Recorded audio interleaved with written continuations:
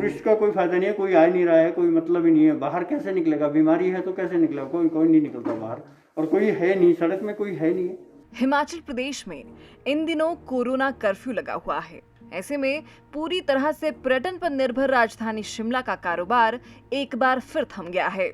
हालांकि ऐसा नहीं है कि पर्यटकों को पहाड़ों की रानी शिमला आने पर कोई पाबंदी है। पर्यटकों को सरकार ने खास तौर पर छूट दे रखी है। इसके अलावा कर्फ्यू के दौरान दिन में 3 घंटे दुकानें खोलने की इजाजत भी है, लेकिन फिर भी पर्यटक शिमला का रुख नहीं कर रहे हैं। ऐसे में यहाँ के व्यापारी पर्यटकों का इंतजार कर रहे हैं और सिर्फ नुकसान झेल रहे हैं। सर, जो 3 घंटे की छूट है, इसमें ऐसे कोई खास फायदा तो नहीं हो रहा है। पर जो जरूरतमंद लोग हैं, जिन लोगों के पास घर में कुछ खाना बनाने का सामान नहीं है या सिलेंडर गैस नहीं है, वो उन लोगों के लिए खाना बन जाता है, वो लेके चले जाते हैं। बाकी ऐसे तो कोई प्रॉफिट तो हो नहीं रहा है। होटल रेस्टोरेंट पर जब तक ग्राहक नहीं आएगा तब तक आमदनी होना नामुमकिन सा है। व्यापारियों में रोष है कि ई कॉमर्स वालों को होम डिलीवरी की इजाजत है, सरकारी मुलाजिम को भी महीने के अंत में सैलरी मिल ही जाती है, लेकिन मार पड़ती है तो उन व्यापारियों पर जिनका व्यापार रोजाना आने वाले ग्राहकों से चलता है। जैसे पहले भी हुआ था वैली साइड या माउंटेन साइड, या 1 बजे तक सभी दुकानें खुली रहे, इस तरह से कुछ सरकार योजनाबद्ध तरीके से कुछ करे।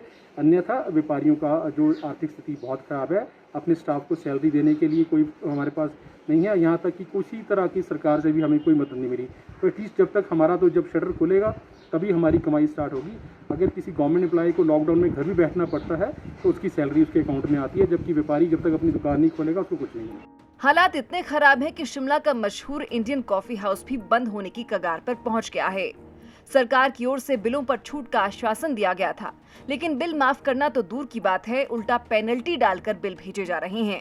अभी कॉफ़ी हाउस का तो ये हालत है आज की डेट में कि हमारे पास एक पैसा भी नहीं है, और 10-11 महीने से हमारी सैलरी किसी भी वर्कर में, ऑल इंडिया में हमारे किसी भी वर्कर को सैलरी नहीं मिला आज तक।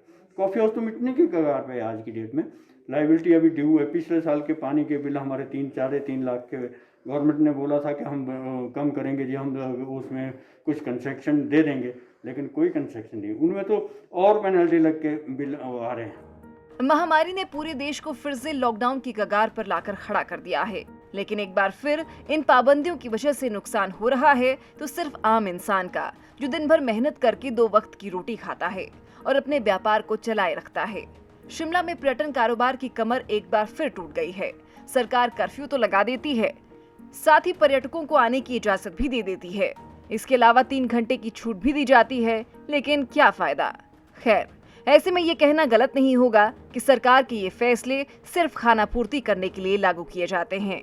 ETV भारत के लिए शिमला से अंकुश डोभाल की रिपोर्ट।